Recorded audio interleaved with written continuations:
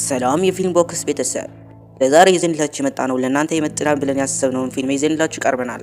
በቅድሚያ ቪዲዮን ላይክ፣ ቻናሉን ሰብስክራይብ በማድረግ ፊልሙን እንጀምር። ፊልሙ ሲጀምር ሰላማዊ በሆነ በፓሪስ በሚገኘው ትምህርት ቤት ውስጥ ቲፕል ከተባለ ጓደኛው የረፍት ሰዓቱ እያሳለፈ እንደሆነ እናያለን። ሌሎቹ እያወሩ ሳለ የሲድ ቀልብ ግን አንድ ሰው ላይ ነው። እሷም አንጀላ ስትሆን በቅርብ ጊዜ ነው ወደ ትምህርት ቤቱ የገባችው። ፒርም እንደወደዳት ስላወቀ ይቀልድበታል። ሲድም በአንጀሌ ምርጥ ሰው ሆኖ ለመታየት ፈልጎ ነበርና ከቦርዱ በማውጣት ሊስባት ይሞክራል። መጀመሪያ እንዳሰው እየሄደለት ነበር፣ ነገር ግን ከቆሻሻ መጣል ተጋጭተው ይወድቃል። አንጂም በዚህ ተገርማ ትስቅበታለች። ሆኖም ግን መታው ስታነሳው ሲድ ግን ከተማው ላጎኝሽ ይላታል። አንጂም በዚህ ትስማማለች። ነገር ግን ስልኩን ስጠይቀው የሚለው ይጠፋል፣ ምክንያቱም ስልክ አልነበረውም። በዛ ቅጽበት ፒን ወደፊት ይመጣና የቀድሞ ስልኩ እንደጠፋ ይነግራታል። ይሄንን ስትሰማ አንጂ እየሳቀች ስልክ ስትገዛ ደውልልኝ ትለዋለች። በዛ ቀን ሲድ ጓጉቶን ለእናቱን ገንዘብ ይጠይቃታል። እናቱም ለምን እንደፈለገው ተጨንቃ ያላትን ገንዘብ ትሰጠዋለች። በነገ ጠዋት ሲድ አርፍዶ ወደ ስራ ይገባና አለቃው በኃይለኛ ይቆጠዋል። ሲድን በእርካታ ከደሞዝ ተቆርጦ ብር እንዲያበድረው ለአለቃው ይጠይቀዋል። አለቃውን ግን ፌክ የሆነ ገንዘብ ይሰጠውና ይሳለቅበታል። ሲድን ከሱ በመውጣት ወደ አንድ ስልክ የሚሸጥበት ቦታ ይደርሳል። ለባለሱቁ ርካሽ ስልክ አለ ወይ ብሎ ይጠይቀዋል። ባለሱቁም የተለያዩ ስልኮችን ማሳየት ይጀምራል። ሲድ ግን በእጁ 30 ዩሮ እንደያዘ ለባለሱቁ መናገር ይጀምራል። ባለሱቁም ከጀርባ ያለው እንዲፈልግ ይነግረዋል። ወደ ሌላ ክፍል ሲገባ ግን ያገኘው የሚያስደንቅ ስልክ ነበረ። ሰውየው የተለየ ስልኩ እንደሆነ ይነግረዋል። በትክክለኛ ዋጋ 5 ዩሮ ስለሆነ አሁን እዚህ ጋር አመታት ስለቆየ በ30 ዩሮ ስጥልሃለሁ ይለዋል። ሲድም ይስማማል። ባለሱቁ እንደሸወደውና ያስባል። በድንገት ግን ስልኩ መጣራት ይጀምራል። ሁለቱም በጣም ይደነቃሉ። ባለሱቁ ለሲድ ሊነጥቀው ሲል ሲድ ሮጣ ያመልጠዋል። ከትንሽ ቆይታ በኋላ ሲድ ፒርም በትምህርት ቤት ያገኘዋል። የራስ መተማመን ጨምሮ ለቢር ስልኩን ያሳየዋል። ከሩቅ አንጀላ ያያትና አሁን ስልኳን መቀበል እውነተኛ ጊዜ እንደሆነ ለቢር ነግረዋል። ለአንጀላ አዲስ ስልክ ገዝቻለሁ ሲላት ሴቶች ግን በመደነቅ ፋንታ ይስቁበታል። አንቺም ስለ ስልኩ መቀለድ ጀምራለች። እየቀለደች ከጓደኛዋ ትሄዳለች። ፒር ወደ ሲድ በመጠጋት እነዚህ ሴቶች ስለ ገንዘብ ብቻ ነው የሚያስቡት ይለዋል። ከትንሽ ቆይታ በኋላ ሁሉንም ወደ ትምህርት ቤት ክላስ ይገባሉ። ሁሉም ጊዜ ጽፍ የሚያነሳው ቨርጅን ሲድና ጓደኛው መቀለዱን ይጀምራል።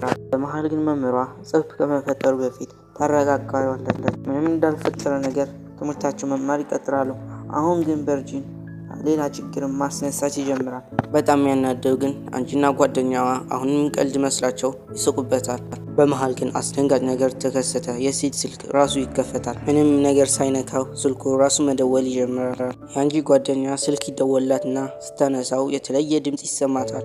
መጥፎ ድምጽ ሲሆን ሊቆጣጠራት ይጀምራል። የማርኮት ባህሪ ይለወጥና ውስጡ ያለው ስትነካው ጨጉራ መቀጣጠል ይጀምራል። አንጂ ይህንን ስትመለከት በከፍተኛ ጩኸት ክፍሉን ትነውጠዋለች። ሁሉም ተደንቆ እያየ ሳለ መልካሙ ነገር ግን መምህሯ መጣ በእሳት ማጥፊያ አርጋ ታጠፋላታለች። ከቆይታ በኋላ ዳይሬክተሩ ለማርኮት ለጥያቄ ይጠራታል። በቦታው መርማሪም ነበረ። ሆኖም የደወለው ሰው ማን እንደሆነ አላወቁም ነበረ። ማረጋገጫ ባለመግኘታቸው ጥናቱ ተቋርጦ ተማሪዎቹ ወደ የቤታቸው ይልካቸዋል። በቀጣይ ሲዲ በቤቱ ሆኖ አንጂ እንዴት እንደሚወዳት እየተናገረ ነበር። በድንገት ስልኩ ሲመለከት ግን በራሱ ወደ አንጂ ይደወላል። ሲድ ግራ ተጋባ፣ ምክንያቱም ቁጥሩ አልነበረውም ነበር። አንጂ ረጋ ብላ እያወራች ነበረ። ሲዲም ጥሩ ጊዜ እንዲያሳልፉ ይጠይቃታል። በዚያ ጊዜ ግን በመደናገጥ ስልኩን ይዘጋዋል። ስልኩን ከዘጋ በኋላ የደወል ስልኩን ሲመለከት አንድ አስደንጋጭ ነገር ተመለከተ። ወደ ማርኮት የደወለው ራሱ እንደሆነ። በሌላ ቀን ማርኮት መምህሯን ያደረገችላት ነገር ይቅርታ ትጠይቃታለች። ራሚሴ የተባለችው መምህር ግን ባደረገችውን እንዴቷ ስላልበረደላት ይቅርታዋ አትተቀበለችም። ፒንና ሲዲ እያወሩ ስለነበር መምህሩ አቋርጧቸው ጥያቄ ይጠይቃቸዋል። በዛ ጊዜ ስልኩ እውነተኛ መልስ ይነግረዋል። መምህሩ ስልክ እንደተጠቀመ ሲገነዘብ ስልኩን በመሽኮት ላይ ይጥለዋል። ከክላስ በኋላ ሲድ ስልኩን ሲያፈላልግ ካለ ምንም ጭረት ስልኩን ያገኘዋል። በዛ ምሽት ሌላ አስደንጋጭ ነገር፣ መምህሩ ፈተና እያረመ ሳለ ከዛ ስልክ ጥሪ ደርሷል። መምህሩን ሲያነሳው ራሱን ያፈዘዋል። በነገ ጠዋት ሲድ ከእንቅልፉ ሲነሳ ስልኩ ኬክ ያዘጋጅለታል። በመደሰትም ሽሻማውን ካጠፋ በኋላ ስልኩ በጣም ይደነቃል። ከቆይታ በኋላ ከጓደኛው ቢር ጋር ወደ ትምህርት ይጓዛሉ።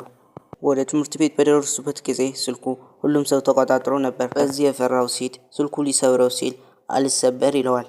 እናም ሲድ የሃይድሮጅን ባክ በመጠቀም ሊያስወግደው ቢሞክርም በመጨረሻው ወደ ናይትሮጅኑ ፈሳሽ በማስገባት ስልኩ እንዲዘጋ ያደርጋሉ። በመጨረሻ ሶስት ጓደኛሞች አንድ ላይ ይሆናሉ። እረፍትም ተሰማቸው። ወደ ጥልቅ ባህር በመወርወር ዳግመኛ እንዳይመለስ አረጉት።